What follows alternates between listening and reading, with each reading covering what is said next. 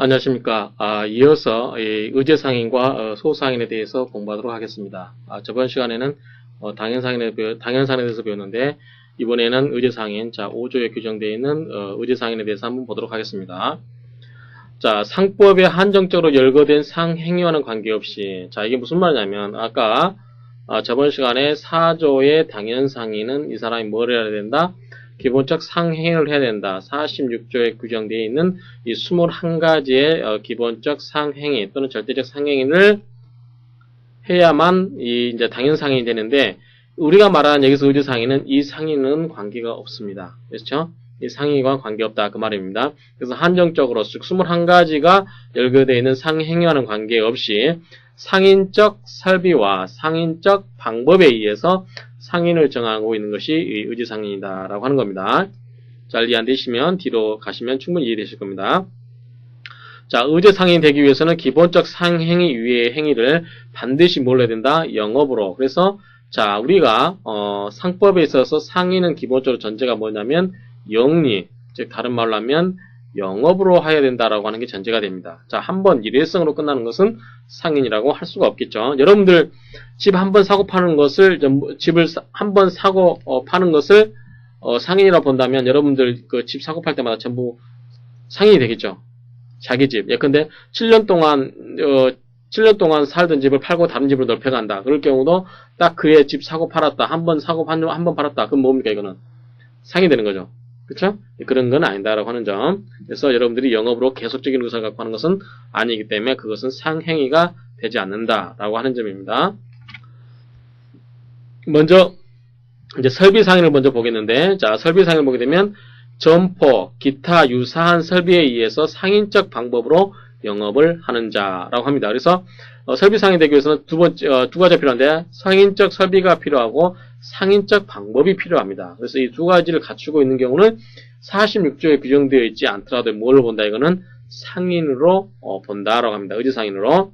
자, 점포, 기타 유사한 설비라고 하는 것은 사회 통념상 상인적 설비를 말하는데 이는 물적 시설뿐만 아니라 물적 설비뿐만 아니라 인적 설비를 포함합니다.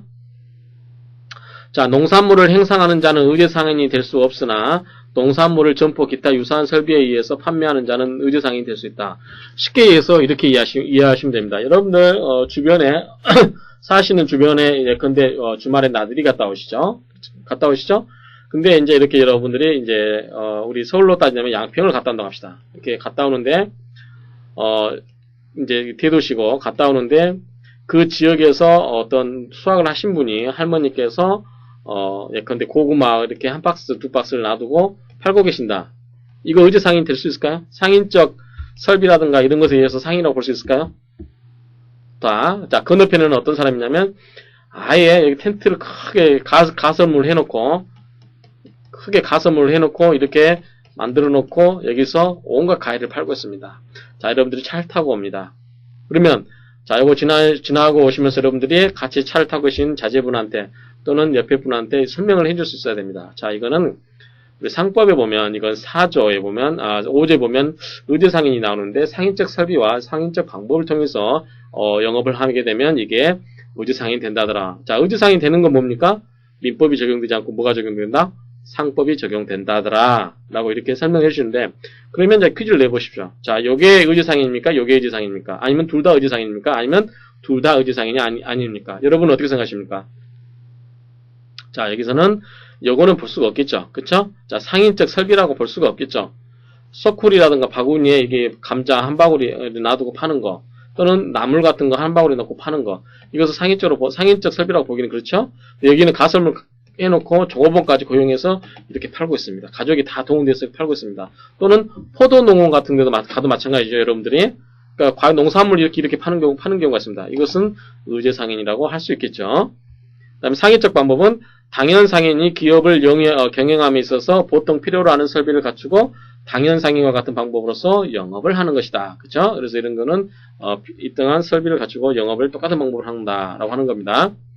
자, 판례를 하나 예를 들었습니다. 제가 아까 예를 드렸던 5,000평의 이 사과나무를 과수를 경영하는 할아버지께서 2,000평 부분의 사과나무를, 이제 사과를 수확해서 이를 대도시 사과 판매상에다가 위탁을 했습니다. 위탁 판매한 경우, 이런 경우에 그 사람은 당연 상인이 되느냐라고 하는데, 이것을 업으로 한다고 할 수도 없습니다. 사과 파는 것을 업으로 하는 게 아니죠. 이 사람은 과수를 경작하는 것, 사과를 경작하는 게 주된 목적이고, 파는 것도 주된 목적이냐. 예컨대 자기가 가서 텐트를 쳐놓고 설비를 다 해놓고 파느냐라고 할 수가 없죠. 그래서 이건 위탁 판매한 그 위탁 판매상만 상인되는 거고, 그 사람은 상인이 아니고, 뿐만 아니라 의뢰상인에도 포함이 되지 않는다라고 하는 판례가 있습니다.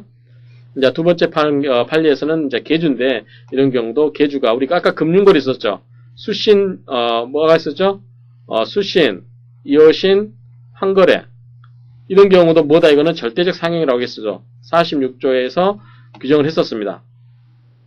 자, 이런 것을 했는데, 이런 걸 계주가 돈도 받죠? 돈도 대출해주고 이런 경우 했을 경우에, 이것을 과연 상행이라고 볼 수 있느냐라고 하는데, 판례는 일단은 이를 부정하는 것 같습니다. 그래서 이런 경우는 의제상인도 안 된다라고 하는 거죠. 그 다음에 이제 세 번째 나오는 게 이제 그 민사회사인데, 이제 당연상인 있고, 자, 여러분들 헷갈리면 안 되고, 당연상인 있고, 의제상인. 의제상인에는 방금 배운 설비상인 있었죠. 설비상인, 설비와 어떤 상업적 방법에 의한 설비와 점포를 갖추고서 하는 이 설비상인이 있었고, 두 번째가 뭐냐면 민사회사가 있습니다. 자, 여러분들이 여기에서 확실하게 여러분들이 구별을 지으셔야 됩니다. 자, 민사회사란 말이 나오고, 여기 당연상인의 상사회사란 말이 나옵니다. 상사회사. 자, 상사회사는 우리가 말하는 여러분들이 다음 학기에, 회사법을 안 배우신 분 다음 학기에 배우실 텐데, 회사법을 배우게 됩니다. 우리 회사법에 보면, 네 가지, 한명 회사, 합자회사, 주식회사, 유한회사, 이렇게 네 가지 회사가 있는데, 이 회사법상에 있는 회사를 상사회사. 자, 이런 회사들은 전부 뭐다? 영업을 해서, 장사를 해서, 이익을 얻을 목적으로 회사가 설립이 된 거죠. 그렇죠? 이익성을 갖고 있는 겁니다. 처음부터 이 회사는 뭐다? 장사해서 돈을 벌기 위해서 만들어진 회사. 이것을 우리가, 좀 유식한 말로 태생적 상인이다. 이렇게 이야기를 합니다. 그래서 이런 상사회사, 회사는 처음부터 이익을 목적으로 만들어진 회사이다. 이것은 당연상인에 속하고, 자, 민사회사는 건 뭐냐면, 설립 조건에 쫓아서 설립되고 상법에 적용해서는 상사회사 관한 규정이 준용되는데, 이 사람은 민사회사는 뭐냐면 상행위 이외의 행위를 영리의 목적으로 하는 회사다. 자, 상사회사는 아까 말한 이 상행위를 영리의 목적으로 하는 거지만, 민사회사는 상행위 이외에 다른 행위를 영리의 목적으로 하는 거죠. 그렇죠? 이러한 경우를 민사회사다라고 합니다.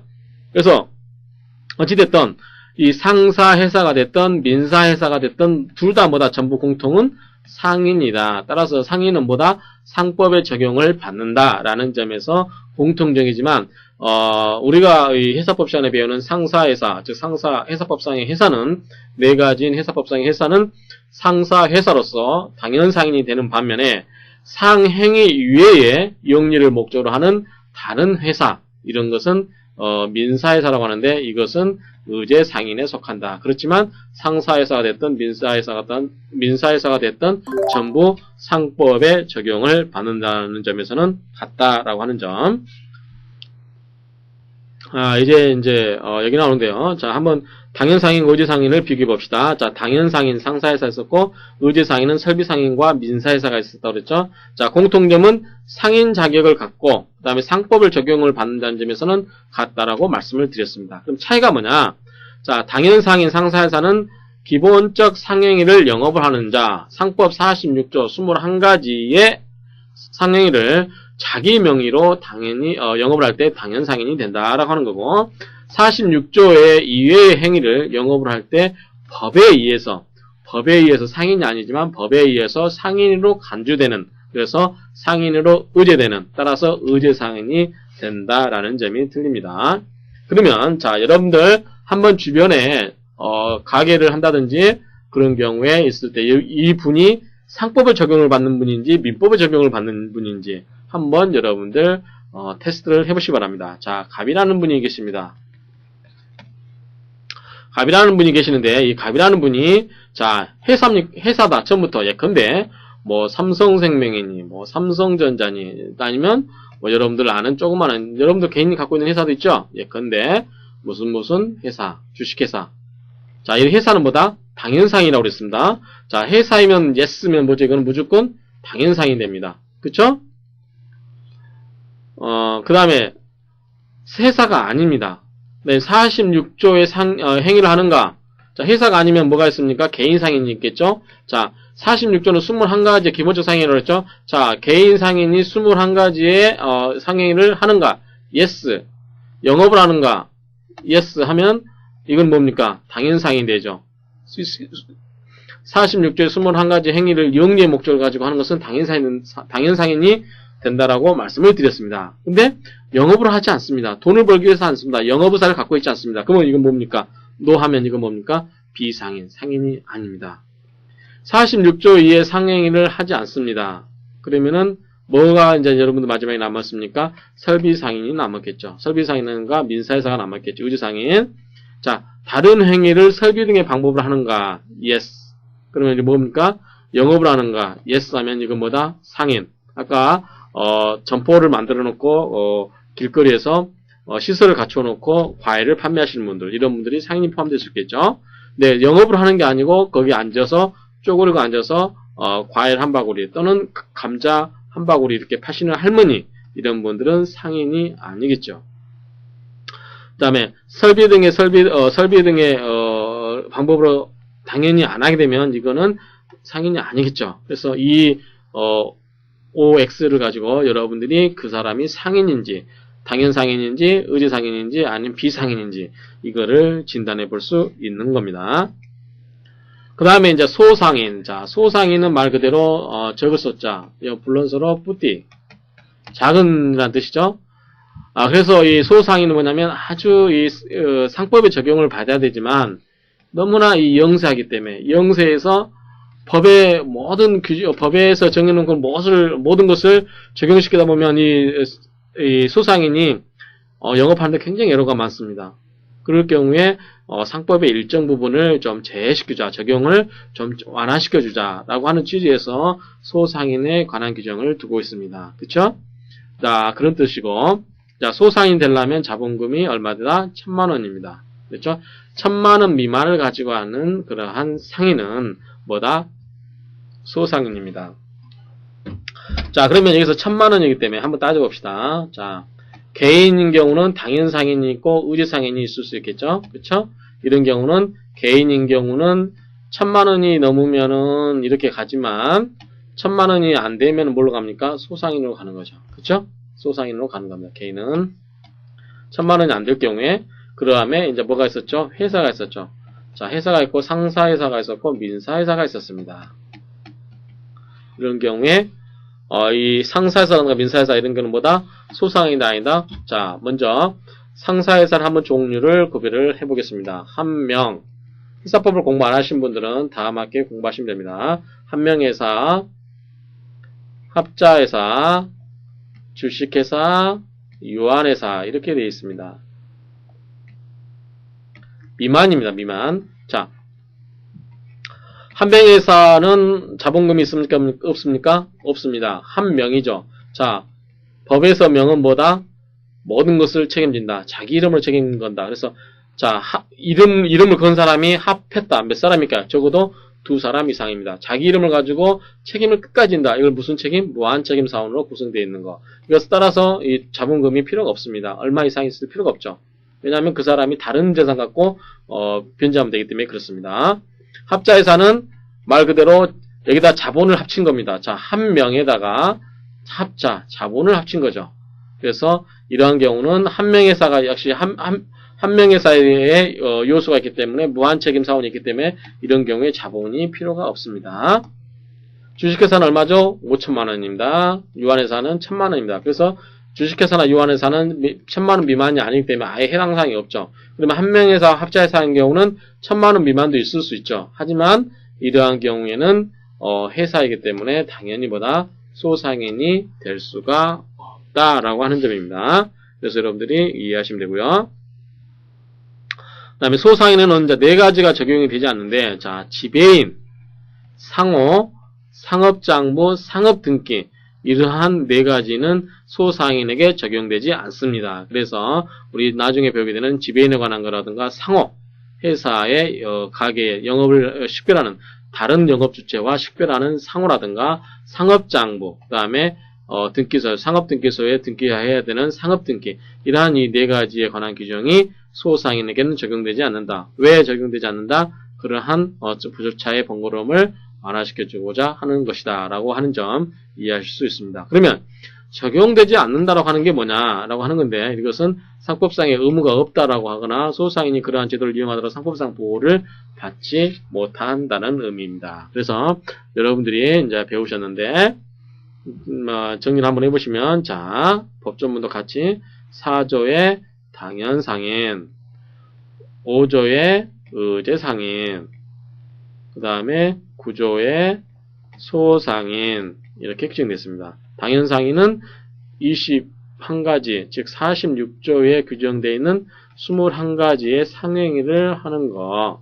그 다음에 의제상인은 설비와 그 다음에 민사회사가 있고, 여기는 상사회사죠.